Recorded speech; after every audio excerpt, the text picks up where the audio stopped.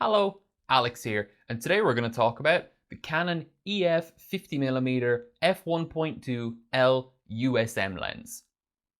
This is going to be long, so let's get into it.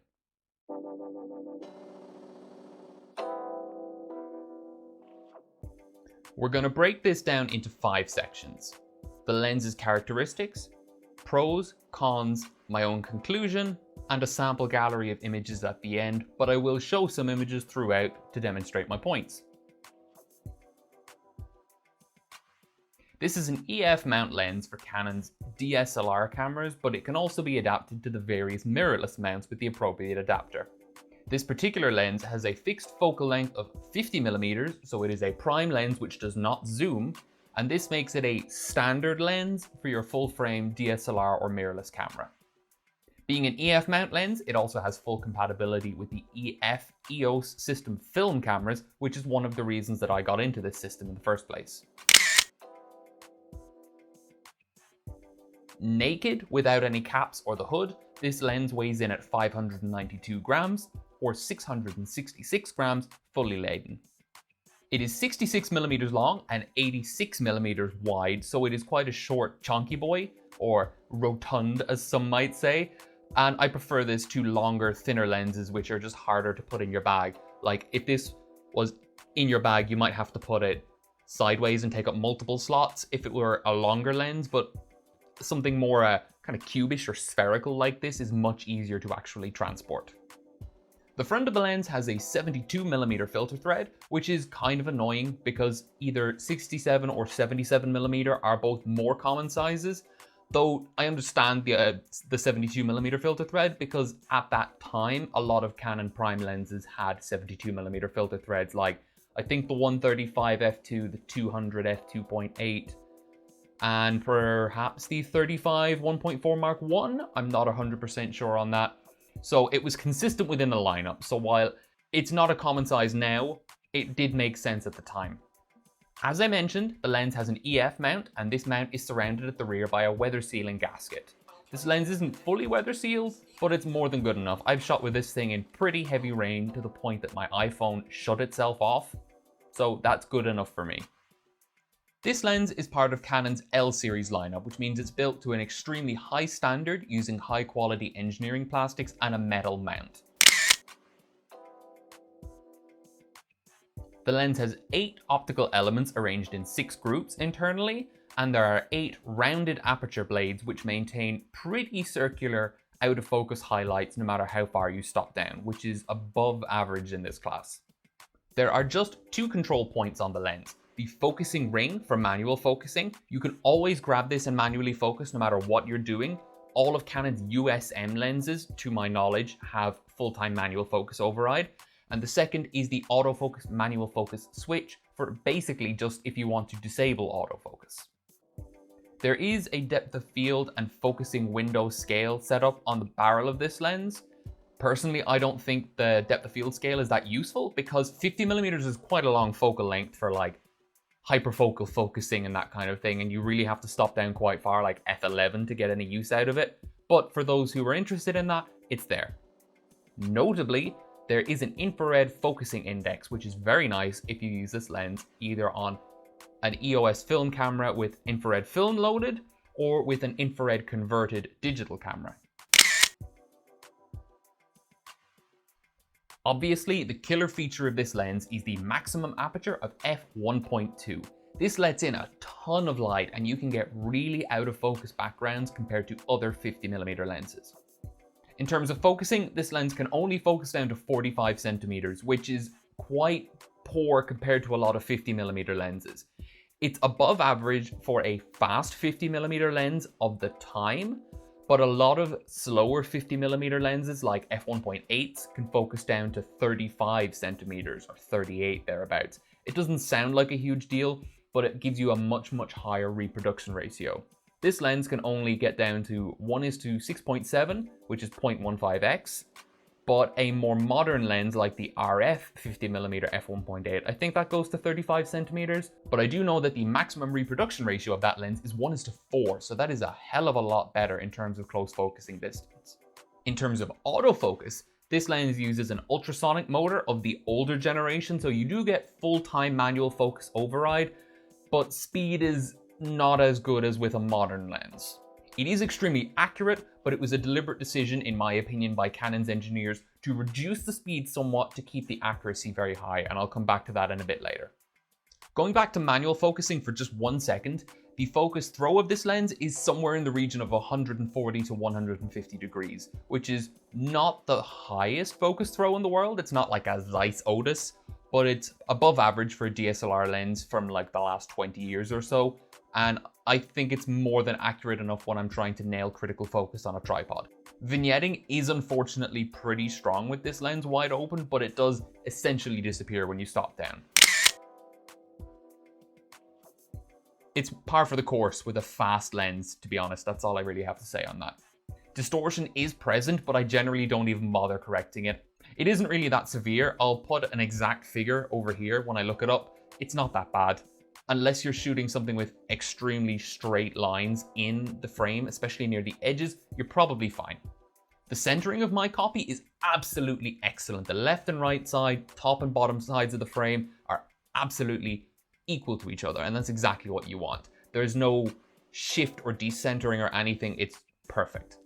I haven't really shot many subjects that are flat with this lens, but the couple that I have didn't really demonstrate any field curvature that I could see.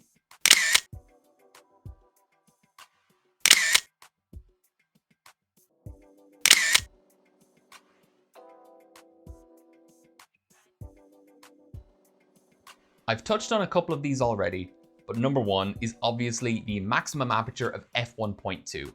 The amount of light that can come in when shooting at f1.2 is crazy. I've shot handheld at just ISO 800 in pretty dark conditions, you know, under street lighting, at hand-holdable shutter speeds for me, with my coffee-fueled, arthritis-laden hands, and it's fine.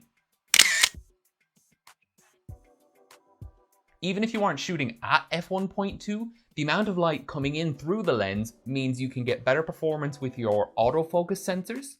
That applies to DSLR and mirrorless, or if using a DSLR, you can get a brighter viewfinder to help you compose or manually focus if that's what you're doing.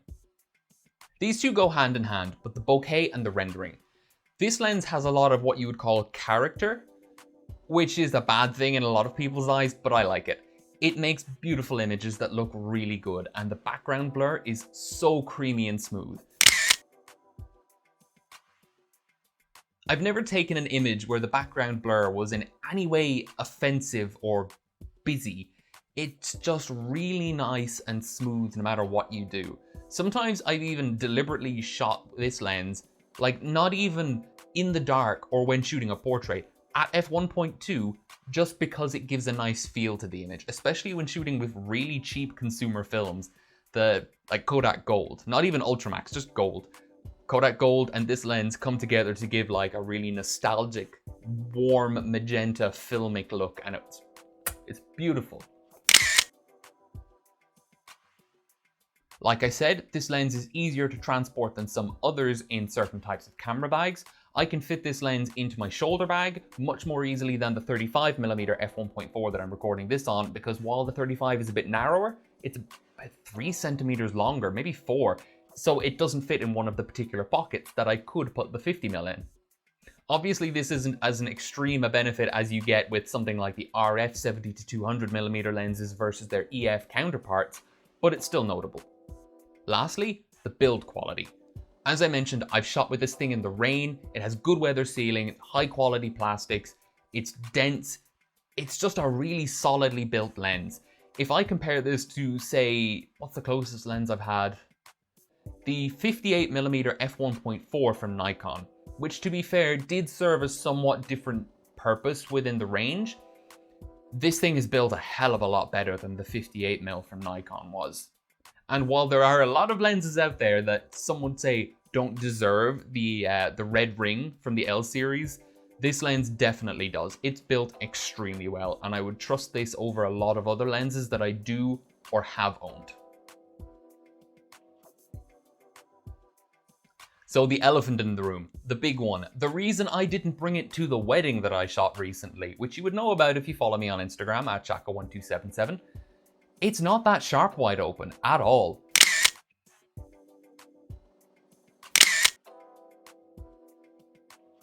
There is a lot of spherical aberration which hides what sharpness is there.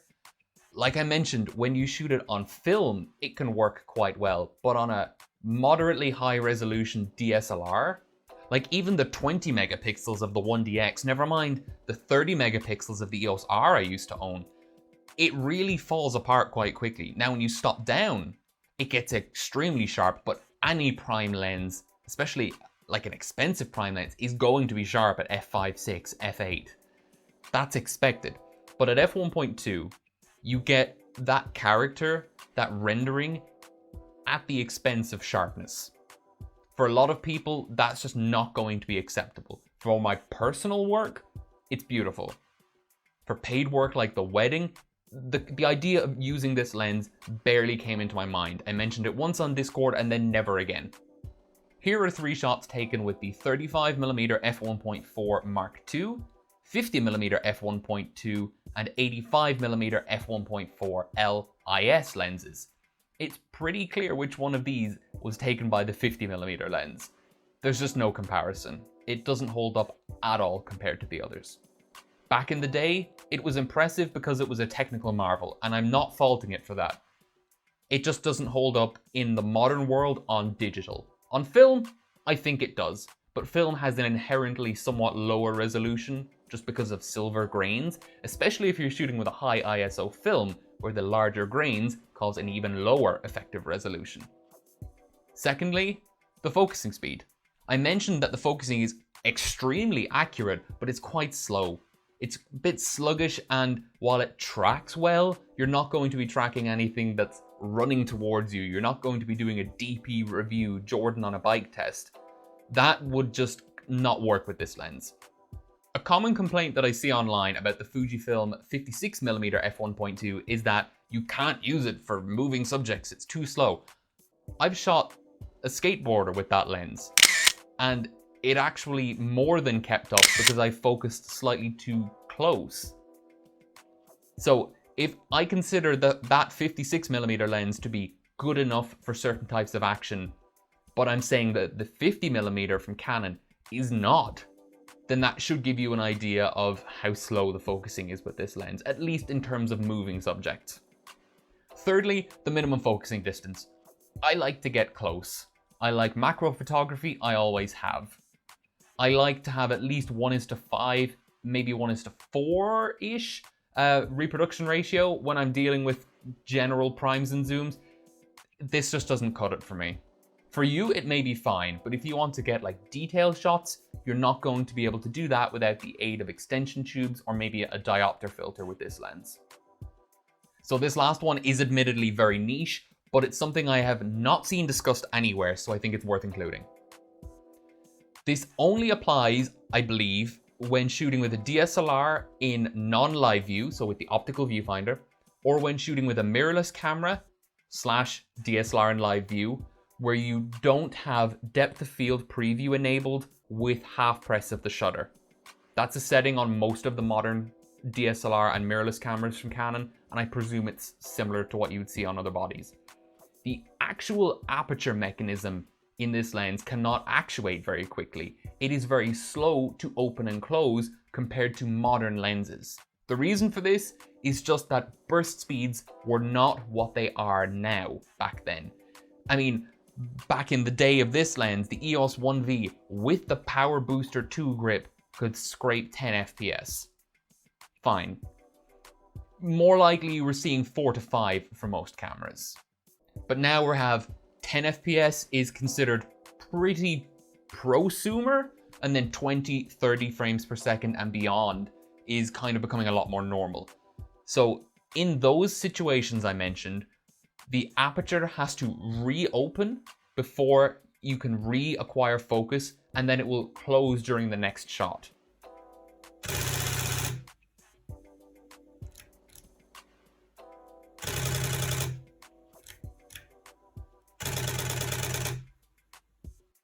The opening and closing of that aperture will limit your maximum burst speed severely, depending on how far from the maximum aperture you are stopped down. So for example, with this lens, f4 will have a less deleterious effect than f8 would because the aperture isn't closing as far. You get me? I mean, you can't tell me if you get me, but I hope you do. I first thought this was something to do with flicker reduction, which is the number one answer when you look up, you know, I'm not getting my burst speed on my camera. But even with flicker reduction off, in multiple lighting scenarios, I've narrowed this down and it's just the actual speed of the aperture blades in the back of this mount. It's a very, very small thing. It's not going to apply to a lot of people, but I do think it's worth mentioning. So thank you for joining me through this video for my review of the Canon EF 50mm f1.2L USM. One or two of you may have noticed that this shirt is not what I normally wear. This shirt is exactly how I feel about this lens. This says everything about this 50mm lens. For the right person, at the right time, in the right situation, this lens is perfect. It is going to give you such beautiful images that few lenses can match. But most of the time, and especially for serious professional events, it's probably not going to cut it most of the time in those situations. And I don't think I can sum it up any better than that this lens is this shirt in optical form. I know that's really stupid, but I think it works on a certain level. It gives an idea of how I feel about it. So could I recommend the lens? Honestly, yes. If you're shooting on film, or if you're shooting on a somewhat lower resolution modern digital camera, and or you don't mind stopping down to like f2 2.8 to get good sharpness, and you're happy with the compromise between sharpness and rendering at f1.2, this lens represents a huge saving versus the modern RF or Sony E-mount equivalents, which are like 2.5 times the cost compared to what I paid for this lens used. In that situation, I think it's a good buy. If you're on film, it's definitely a good buy, because if I'm using this lens, I'm using at least ISO 400 film, and ISO 400 film, you know, even the sharpest ones, can't really pick out all of the flaws in this lens.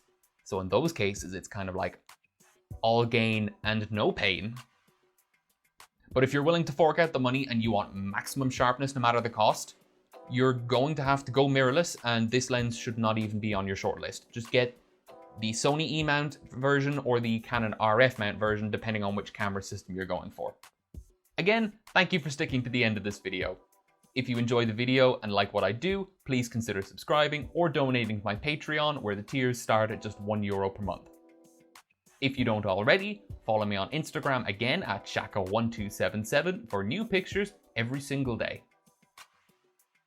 I'm going to round this video out with just a few more images I've taken with this lens over the last 18 months. Stay safe, and bye bye for now.